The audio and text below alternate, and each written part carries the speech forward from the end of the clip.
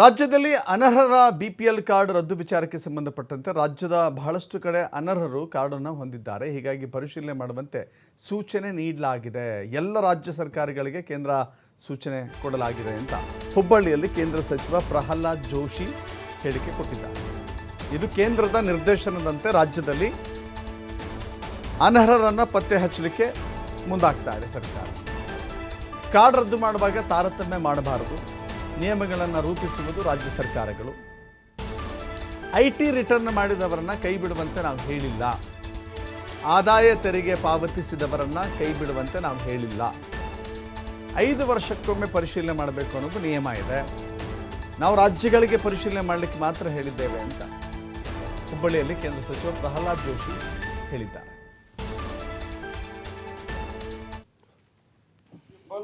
ಅನೇಕ ಕಡೆ ಇದ್ದಾರೆ, ಇದು ಫ್ಯಾಕ್ಟ್ ಇದೆ. ಬಹಳಷ್ಟು ಕಡೆ ಯಾರು ಎಲಿಜಿಬಲ್ ಇರಬೇಕು,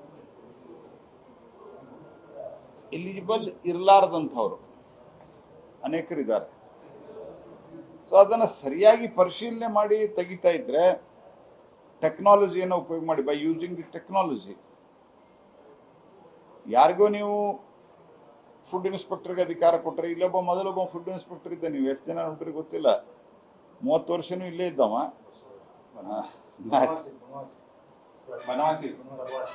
ನೀವೇ, ನಾ ಯಾರ ಹೆಸರು ಹೇಳಿಲ್ಲ, ನೀವು ಹೇಳ್ತಾ ಇದ್ದೀರಿ. ಅವ್ರಿಗೆ ಕೊಟ್ರೆ ಅವರು ಜನರಿಗೆ ತೊಂದರೆ ಕೊಡ್ತಾರೆ. What I have advised all the chief minister who have recently met, almost more than 15 chief ministers have met me in the different occasion. ನಾನು ಎಲ್ಲರಿಗೂ ಹೇಳಿದ್ದು, ಟೆಕ್ನಾಲಜಿ ಉಪಯೋಗ ಮಾಡಿ ನೀವು ಇದನ್ನು cleaning of this process should be also by using the technology.